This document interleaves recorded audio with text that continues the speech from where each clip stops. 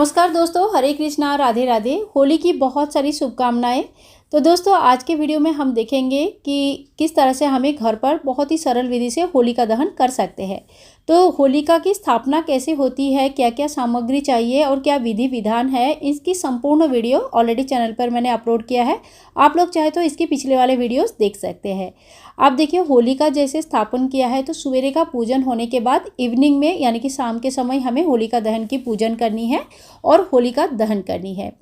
आप एक बात की ध्यान रखें कि पूजन में जो सुबह की पूजन होती है वो स्त्रियां करती है और जो शाम को होलिका दहन के बाद फेरे लिए जाती है वो भी स्त्रियां करती है। पूजा स्त्रियां कर सकते हैं, लेकिन जो दहन होते हैं, जो अग्नि प्रज्वलित होती है, जो आहुतियाँ दिया जाता है, ये पुरुष के द्वारा ही होती है। स्त्री अग्नि नहीं प्रज्वलित करती है होलिका दहन में। तो चलिए आप शुरू करते हैं पूजा विधि। तो सबसे पहले हम 3 बार जल चढ़ाएंगे। इसमें जल में थोड़ी सी मैंने हल्दी डाल लिया है। आपके यहाँ पे अगर दूध चढ़ाया जाता है तो आप कच्चा दूध भी चढ़ा सकते हैं।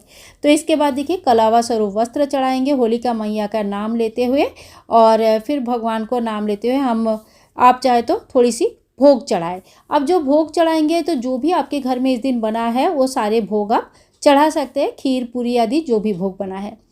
फिर होलिका मैया का दोबारा जैसे मॉर्निंग में पूजा किया उसी तरह से हम पूजन करेंगे, यानी कि हल्दी चढ़ाएंगे, कुमकुम चढ़ाएंगे, रोली चढ़ाएंगे और गुलाल चढ़ाएंगे और तरह तरह का कलर वाले गुलाल चढ़ाएंगे ताकि बहुत ही ज़्यादा सुंदर दिखे।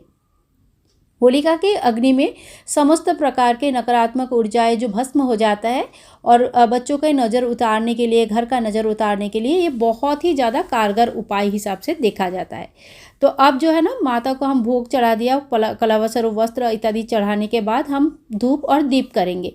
तो आपके यहाँ पे अगर मॉर्निंग में धूप दीप नहीं होती है, ठंडी होली पूजा जाता है, तो आप इवनिंग में ज़रूर करें। और जिनके यहाँ पे सुबह और शाम दोनों टाइम धूप दीप करते हैं तो वो तो दोनों टाइम करेंगे ही करेंगे। तो इसके बाद देखिए, हम धूप दिखाएंगे और दिया जलाएंगे। अगर घी की दीपक जला पाते हैं तो अच्छी बात है, नहीं तो तेल की दीपक आप प्रज्वलित कर सकते हैं। धूप और दीप दिखाने के बाद हम फूल चढ़ा देंगे माई मैया को, और इसके बाद हमें होलिका दहन की जो तैयारी है वो शुरू करनी है। होलिका दहन के लिए हमें कपूर लगाया है, चारों तरफ से मैंने कपूर लगा दिया है ताकि अच्छी तरह से अग्नि प्रज्वलित हो पाए, और इसके बाद अच्छे से घी लगा देंगे। फिर देखिए, ये कोई भी पुरुष चाहे बच्चा भी हो घर पर, उनसे ही आपको अग्नि प्रज्वलित करवानी है। और ये अग्नि इस तरह से नहीं प्रज्वलित होती है किसी माचिस से नहीं। ये अग्नि वो होता है जो बड़ी होलिका के अग्नि से लाया जाता है। ठीक है, बड़ी होलिका दहन जहाँ होती है वहाँ से ही किसी फ्राइंग पैन में या किसी बर्तन में आपको अग्नि लानी है, और किसी पुरुष के द्वारा ही इस अग्नि को प्रज्वलित करनी है। ठीक है, इसके बाद देखिए, जब भी हमारी अग्नि थोड़ी सी प्रज्वलित हो जाती है तो बीच में जो डंडा इस तरह से हमने गाड़ा था प्रहलाद के स्वरूप में, उनको निकाल के पूर्व के ओर फेंका जाता है। तो कभी भी ध्यान रखिए कि दक्षिण के ओर ना फेंके, आप पहली दिशा का ध्यान करके फिर पूजा करें, और पूर्व के ओर उनको फेंका जाता है। इसके बाद देखिए, जैसे जैसे आपका अग्नि तापती रहेगी उस तरह से आपके घर के सभी मेंबर को भी आप लोग बुला लीजिए, एक साथ पूजन कीजिएगा। अग्नि में आप हवन सामग्री डालिए, धूप धूना इत्यादि डाल सकते हैं। जो भी भोग प्रसाद आदि बनाया है वो आप अग्नि में आहुति दे सकते हैं। साथ साथ में थोड़ी बहुत घी भी आपकी आहुति देते रहिए ताकि होलिका प्रॉपर तरीके से, पूरी तरीके से प्रज्वलित हो पाए। तो देखिए, यहाँ पे बड़े बूढ़े बच्चे जो भी है उन सभी को लाना चाहिए, अग्नि की ताप सेकनी चाहिए। अगर आपके यहाँ पे पापड़ सेका जाता है तो आप लोग पापड़ सेक लीजिए। कोई भी जो गेहूं की दाने होते हैं या जो जौ होते हैं उनके जो बालियाँ होती है, तो तरह तरह की जगह का अलग अलग नियम होते हैं। तो आप उन सब नियमों को पालन करते हुए, यानी कि आपके घर का जो भी नियम है उनको पालन करते हुए आप अपने होलिका दहन के रीति रिवाज को संपूर्ण करें। यानी कि जो भी आपके यहाँ पे नियम है, अगर पापड़ सेकने का नियम है तो वही कर लीजिएगा। और इसके बाद देखिए, मैं आप लोगों को एक चीज़ और बता दूं, अगर आपके यहाँ पे संपदा माता की व्रत रखा जाता है, संपदा माता की डोरा लिया जाता है होलिका के अगले दिन यानी कि दुल्हन के दिन, तो फिर आप जो हल्दी लेके आए हैं और जो डोरा लेके आए हैं, कच्चा सूत लेके आए हैं, उनको होलिका का जल दिखाना जरूरी है। यानी कि होलिका का जो आँच है, अग्नि में ताप जो है उसमें ताप लीजिएगा, आँच में ताप लीजिएगा। तो इस तरह से देखिए, आप बहुत अच्छी तरह से उनको ताप लीजिए। अगले दिन हमें इसकी डोरी बनानी है।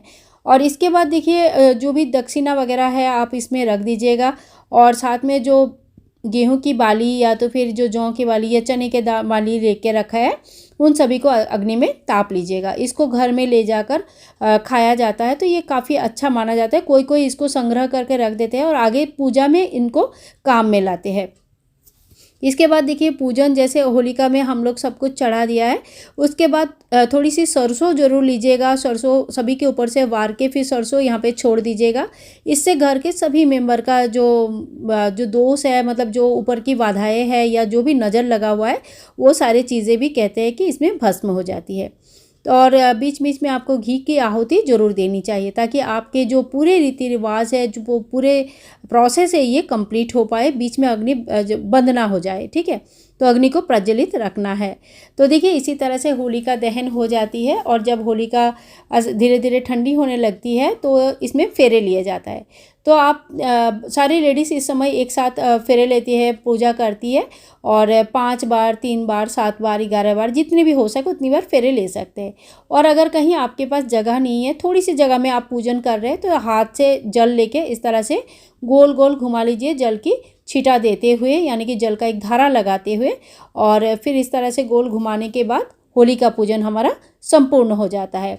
तो इसी तरह से घर पर होली का पूजन की जाती है। देखिए हमारा पूरा पूजा कंप्लीट हो जाता है। अगर आप बड़े होली में जा पाते हो तो ये बहुत अच्छी बात है, लेकिन अगर नहीं जा पाते हो किसी वजह से, तो आप घर पर जरूर छोटी सी होली का दहन जरूर कीजिएगा।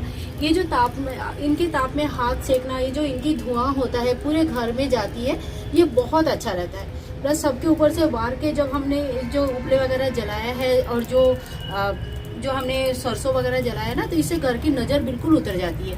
तो ये बहुत ही अच्छा रहता है, बहुत ज़्यादा अच्छा रहता है, और ज़रूर हमें इस काम को करना चाहिए। होली का दहन होने के बाद जितनी भी सामग्री जल गई है, वो सारे आप खाद के हिसाब से यूज़ कर सकते हो, क्योंकि इसमें हमने लकड़ी, गोबर वगैरह यूज़ किया है, तो बिल्कुल इकोनॉमिकल चीज़ें हैं, कोई दिक्कत नहीं है इसमें। तो वो आप यूज़ कर सकते हो अपनी खाद बनाने के लिए।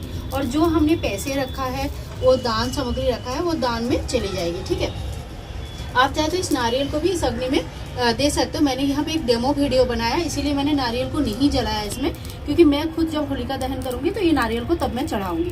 ठीक है, तो इसी तरह से हमारा होलिका दहन हो जाता है। जो मिट्टी है, मिट्टी में कोई दोष नहीं लगती है, तो मिट्टी को आप अपने गमले में रख सकते हैं। तो आज की पूजा विधि आप लोगों को कैसे लगा जरूर बताना, और अगर पूजा विधि थोड़ी सी भी अच्छी लगी, कुछ भी अच्छा लगा, तो please like, share and comment, channel को सब्सक्राइब करके रखिए। जय हो होलिका माता की।